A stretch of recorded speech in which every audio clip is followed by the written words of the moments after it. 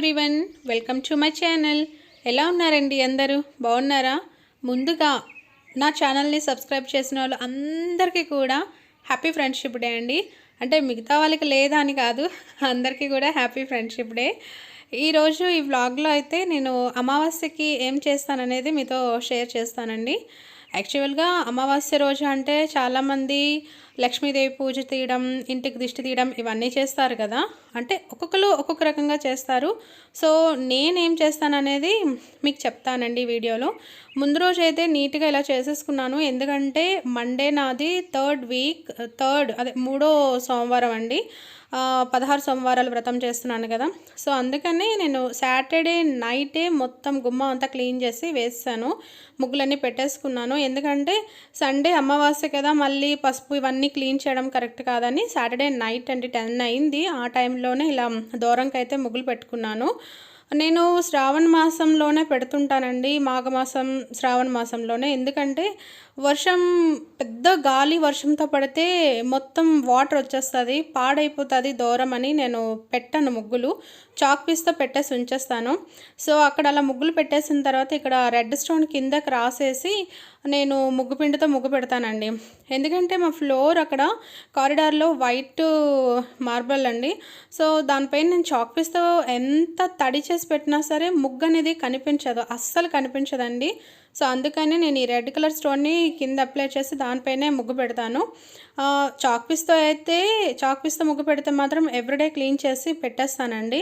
But ఇలా ముగ్గు పెడితే మాత్రం ఒక 3 days అయినా ముగ్గు ఉంచుతాను. ముగ్గు పిల్లలు ఏమైనా పాడు చేస్తే అప్పుడు క్లీన్ చేసేసి మళ్ళీ పెట్టుకుంటానండి. సో నాకు కొన్ని టైం అంటే నేను అమ్మ వాళ్ళ ఇంటికి వెళ్ళినా ఎక్కడికైనా బయటికి వెళ్ళినా ముగ్గు పెట్టడం అవ్వదనేసి నేను దూరం దగ్గర పెయింటింగ్తో అట్లా ముగ్గు పెట్టేశానండి. ఇంటికి కొంచెం ముగ్గే అందం కదా, అందుకని మరీ ముగ్గు ఏమీ లేకపోతే బాగోదు అని పెయింటింగ్తో అట్లా అయితే ముగ్గు పెట్టేశాను. సమ్టైమ్స్ నాకు డేట్ వచ్చిన అలాంటప్పుడు పెట్టినప్పుడు ఇంటికి అందంగా ఆ పెయింటింగ్ ముగ్గు కనిపిస్తుందని అదైతే అలా పెట్టుంచాను. తర్వాత సాటర్డే నైట్ ఇలా అంతా క్లీన్ చేసి పెట్టుకున్నాను. చిన్న ముగ్గే పెట్టానండి, ఎందుకంటే నాకు తెలుసు next day Sunday friendship day కదా. పిల్లలు చాలామంది అపార్ట్మెంట్లో ఉండే పిల్లలందరూ ఫ్రెండ్షిప్ బ్యాండ్స్ పట్టుకొని వస్తారు, పాడు చేస్తారు అని. ఎందుకంటే చిన్నపిల్లలు కదండి, వాళ్ళు ముగ్గు తొక్కకూడదు, నీ ఇలా వెళ్ళాలి అలా వెళ్ళాలని వాళ్ళకి ఏం తెలుస్తారు చెప్పండి. అలా అని వాళ్ళ మీద కోప్పడం కూడా కరెక్ట్ కాదు కదా. సో నేను అనుకున్నట్టుగానే ఈరోజు పొద్దున్న పిల్లలు ముగ్గు పాడు చేస్తారు కూడాను, పిల్లలు కదా అంతే ఇంకా. సో అందుకనే నేనైతే చిన్న ముగ్గే పెట్టుకున్నాను. అండ్ లాస్ట్లో లైట్గా కలర్స్ కూడా వేసుకున్నానండి. ఇది మార్నింగ్ పెట్టుకుంటే, సండే మార్నింగ్ పెట్టుకుంటే నాకు చాలా టైం ఇక్కడే అయిపోతుందండి ఇంకా. అందుకని నేను ఇంకా నైటే పెట్టేసుకున్నాను, సింపుల్గా పెట్టేసుకున్నాను, చిన్నదే పెట్టుకున్నాను. అండ్ నెక్స్ట్ డే లేచిన వెంటనే కొంచెం ఫ్రెష్ అప్ అయ్యి ఫస్ట్ అయితే భగవాన్ రూమ్లో దీపం పెట్టేసుకున్నానండి. దీపం పెట్టుకున్న తర్వాత ప్రతి అమావాస్యకి కూడా నేను మా అత్తయ్య గారికి మావయ్య గారికి వంట చేసి పెడతాం. వంట అంటే మనం ఇంట్లో ఏమైతే వండుకుంటామో అదే కొంచెం ఫ్రెష్ అప్ అయ్యి చేసేసి పెడతానండి. నార్మల్గా అయితే మనం లేచిన వెంటనే కిచెన్లోకి వెళ్ళి వంట చేస్తాము కదా నార్మల్ డేస్లో, వర్కింగ్ డేస్లో. బట్ అమావాస్య రోజైతే ముందు నేను పిల్లలకు బాక్స్ కట్టేసి స్నానం చేసుకొని అప్పుడు మళ్ళీ వంట చేస్తానండి. అంటే అన్నం, పప్పు, పరమాన్నం, బెల్లం అట్టు, ఏదైనా ఒక కర్రీ అండి. ఈ 5 ఐటమ్స్ అయితే చేసి అమావాస్య పూట కంపల్సరీగా మా అత్తయ్య గారికి మామయ్య గారికి పెడతానండి. నాకు బిఫోర్ మ్యారేజే మా అత్తయ్య గారు మామయ్య గారు లేరు, ఎప్పుడో చనిపోయారంట వాళ్ళు. నేను లాస్ట్ 4 years నుంచి, దానికి ముందు నాకు అంత అవగాహన లేదండి. సో లాస్ట్ 4 years నుంచి ఎవ్రీ మంత్ వచ్చిన అమావాస్యకి, ఏ అమావాస్య అయితే 12 వరకు, పొద్దున్న 12 వరకు ఉంటుందో ఆ రోజున నేను ఇంట్లో తలకు స్నానం చేసుకొని ఏం వండితే అదే అత్తయ్యకి మామయ్యకి దీపం పెట్టి పెడతానండి. అలా అని అంటే నాకు ఓపిక ఉండి కొంచెం హెల్త్ బాగుంటే అన్ని రకాలు వాళ్ళకి నచ్చినవన్నీ చేసి పెడతాను. నేను కొంచెం సిక్ అయినా, కొంచెం ఒంట్లో బాగోపోయినా, లేకుంటే ఏదైనా పని అర్జెంటుగా వెళ్ళవలసి వస్తే అట్లీస్ట్ పప్పు అన్నమైనా లేకుంటే పరమాన్నమైనా అయితే కంపల్సరీగా పెడతానండి. ఎప్పుడు మిస్ అయ్యేదే లేదు. మిస్ అయ్యాను అంటే మేబీ నాకు డేట్ రావడం, లేకుంటే పిల్లలకి సడన్గా పేరెంట్స్ మీటింగ్ ఉంటుంది, 8 o'clock అటెండ్ అవ్వాలండి, అలాంటప్పుడు ఏమైనా మిస్ అవుతానేమో. అలాంటప్పుడు మిస్ అయినా సరే మా వారితో టిఫిన్స్ కొనిపించేసి ఎవరికైనా అంటే గుడి దగ్గర వాళ్ళు ఉంటారు కదండి, వాళ్ళకి ఇప్పించేస్తానండి, వాళ్ళకి టిఫిన్లు ఇప్పించేస్తాను. సో ఇదైతే కంపల్సరీ అండి. ఈ ప్రాసెస్ ఏదో నేను పెట్టుకునేదో నా సొంత ఆలోచన అయితే కాదు. చాగంటి గారు చాలా షార్ట్ వీడియోస్లోని ఆయన వీడియోస్లో కానీ చెప్పారండి, ప్రతి అమావాస్యకి మన పితృదేవతలు మన ఇంటికి వస్తారంట. అంటే మనం ఏమైనా పెడతామేమో అని చాలా ఆశగా చూస్తారంటండి. వాళ్ళకి ఏమీ పెట్టకుండా మనం ఎంజాయ్ చేస్తే వాళ్ళు చాలా బాధపడతారంట. అంటే వీళ్ళకి అసలు మనం గుర్తే లేమో అనేసి. ఇవన్నీ యాక్చువల్గా నాకు ముందు ఏం తెలియవండి. 2019లో మా మమ్మీ చనిపోయారు. సో అప్పుడు మేము చూస్తూ ఉండేవాళ్ళం, అంటే చాగంటి గారు ఎక్కువ ప్రవచనాలు చూస్తూ ఉండేవాళ్ళం. అంటే ఇంక ఏమైనా మేము మమ్మీకి చేయవలసిన మిస్ అయ్యామేమో, ఇంకా ఏమైనా చెయ్యాలేమో అనేసి అప్పుడు చూస్తుండగా నాకు ఆ చాగంటి గారి స్పీచెస్ అనేది ఈ టాపిక్ మీద దొరికింది. తర్వాత నందూరి గారు కూడా చెప్పున్నారు. సో అప్పటి నుంచి అయితే నేను ఇంకా కంపల్సరీగా పెడతానండి. మమ్మీకి అయితే తమ్ముడికి మ్యారేజ్ అయినంత వరకు పెట్టేదాన్ని. తమ్ముడికి మ్యారేజ్ అయ్యాక నేను ఇంకా మమ్మీకి పెట్టట్లేదు, తమ్ముడే పెడుతుంటాడు. తమ్ముడు అంటే వాళ్ళ వైఫ్ పెడతారు, నేనైతే అత్తయ్యకి మామయ్య గారికే పెడతానండి. సో అది అయిపోయాక ఇలా నేను వరలక్ష్మి వ్రతం వస్తుంది కదా, కుందుల కింద పెట్టడానికి ఈ డెకరేటివ్ పీస్ అనేది చేసుకున్నాను. ఇప్పుడు చాలా షాపుల్లో చూస్తున్నాం కదండి, ఇప్పుడు ఇది కొత్త మోడల్ వచ్చింది. దీపం కింద కూడా ఒక ప్లేట్ నార్మల్గా అయితే మనం పెట్టుకునే వాళ్ళం, బట్ ఇప్పుడు ఏంటో వెరైటీ అన్నీ వస్తున్నాయి. సో నేను ఏం చేస్తానంటే, అలా ఇప్పుడు చాలామంది వ్లాగ్స్ పెడుతుంటారు కదండి, వీడియోస్ పెడుతున్నారు కదా, అంటే పండగకి ఏమేమి కావాలో డెకరేషన్ ఐటమ్స్ అన్నీ. సో అలాంటివి నేను చూస్తున్నాను, నేను చేయగలనివి నేను చేసి మీ వరకు అందిస్తున్నానండి. అంటే మీకు కూడా యూజ్ అవుతాయి కదా అని. సో ఇట్లా ఈ కింద ప్లేస్ చేయడానికి కోసం అయితే నేను తీసుకున్నాను, ఇట్లాంటివి చేశాను.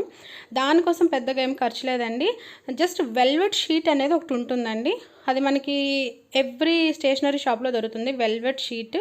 లేదు మన దగ్గర అది లేదంటే గ్లిటర్ పేపర్స్ అయినా తీసుకోవచ్చు అండి. గ్లిటర్ పేపర్స్ అయితే అందరి దగ్గర ఉంటాయి కదా, తీసేసుకొని అవి పక్కన పెట్టేసి ఒక కార్డ్బోర్డ్ తీసుకొని ఒకటి చిన్న ప్లేట్ పెట్టి సర్కిల్ గీయండి, దాని తర్వాత పెద్ద ప్లేట్ పెట్టి సర్కిల్ గీయండి. ఇప్పుడు నేను చూపించే విధంగా దానికి మనం పద్మ ముగ్గు పెట్టుకుంటాం కదండి, పద్మ ముగ్గు అట్లా అలా ఫస్ట్ పెన్సిల్తో డ్రా చేసేసి కట్ చేసేస్తే మనకి ఈ షేప్లో వస్తుందండి. సో అది కట్ చేసేసిన తర్వాత ఆ వెల్వెట్ షీట్ని దీనిపైకి ఇలాగా స్టిక్ చేసుకోవాలి. అక్కడక్కడ మనకి ఆ షీటు అతకలేదు, ఇంకా వెనక కార్డ్బోర్డ్ కనిపిస్తుంది అని మీరేం టెన్షన్ పడద్దు, ఎందుకంటే అది కవర్ చేయడానికి కూడా నెక్స్ట్ ప్రాసెస్ ఉంటుంది. మీరు గుర్తుపెట్టుకోండి, నేను వెల్వెట్ షీట్ యూస్ చేశాను కదా అని మీరు కూడా వెల్వెట్ షీట్ కోసమే వెతకన అవసరం లేదండి. ఇంట్లో గ్లిటర్ షీట్స్ ఉన్నా సరే చేసుకోవచ్చు. లేదంటే థిక్ చార్ట్ పేపర్స్ ఉంటాయి, నార్మల్ చార్ట్ పేపర్స్ బాగో, థిక్ చార్ట్ పేపర్స్ చాలా కలర్ఫుల్గా ఉంటాయండి, అవైనా తీసుకొని మనం చేసుకోవచ్చు. సో నేను అవి తీసుకొని ఫస్ట్ పైన బార్డర్ మొత్తం కూడా నేను వైట్ కలర్తో కలర్ చేశాను. దాని నెక్స్ట్ ఒక పెన్సిల్ బ్యాక్ సైడ్ ఉంటుంది కదండి, ఆ బ్యాక్ సైడ్ పెన్సిల్ని ఎల్లో కలర్లో డిప్ చేసేసి అలా పెడితే అది ఏంటి వస్తుందంటే ఒక రౌండ్ డాట్స్ లాగా వస్తాయండి.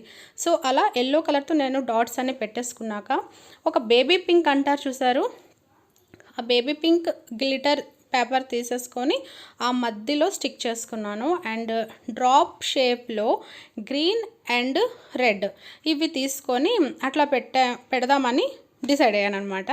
అంటే ఫస్ట్ ఆల్రెడీ ఒకటి చేశాను, నెక్స్ట్ది అది బాగుంది అన్నాక మీతో నెక్స్ట్ది షేర్ చేస్తున్నానండి, అది ఎలా చేసుకున్నాను అనేది. ఈ విధంగా అయితే నేను అరేంజ్ చేసేసుకున్నాను. మీకు చెప్పాను కదా, దీన్ని మనం థిక్ చార్ట్ పేపర్తో అయినా చేసుకోవచ్చు, గ్లిటర్ షీట్స్తో అయినా చేసుకోవచ్చు, వెల్వెట్ షీట్స్తో అయినా చేసుకోవచ్చు అండి. నాకు తెలిసినవైతే ఇవే పేపర్స్, ఇంకా డిఫరెంట్ టైప్స్ ఆఫ్ పేపర్స్ ఉంటాయి కలర్ఫుల్గా, దాంతో అయినా సరే మనం చేసుకోవచ్చు అండి. కలర్ పేపర్స్ ఉంటాయండి.